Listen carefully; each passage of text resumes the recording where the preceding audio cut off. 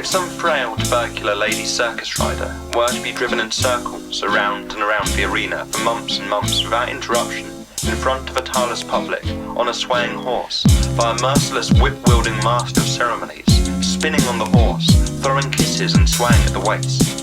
And if this performance, amid the incessant roar of the orchestra and the ventilators, were to continue into the ever-expanding grey future, accompanied by applause, which died down and then swelled up again, from hands which were really steam hammers, perhaps then, a young visitor to the gallery might rush down the long staircase, through all the levers, burst into the ring and cry "Stop!"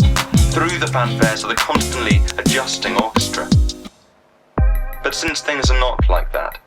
since a beautiful woman, in white and red, flies in through curtains which proud men in livery open in front of her, since the director, devotedly seeking her eyes, breathes in her direction, behaving like an animal, and, as a precaution, lifts her up on the dapple grey horse, as if she were his granddaughter, the one he loved more than anything else. As she starts a dangerous journey, but he cannot decide to give the signal with his whip, and finally, controlling himself, gives it a crack, runs right beside the horse with his mouth open, follows the rider's leaps with his sharp gaze, hardly capable of comprehending her skill, tries to warn her by calling out in English, furiously castigating the grooms holding hoops, telling them to pay the most scrupulous attention, and begs the orchestra with upraised arms to be quiet before the great jump.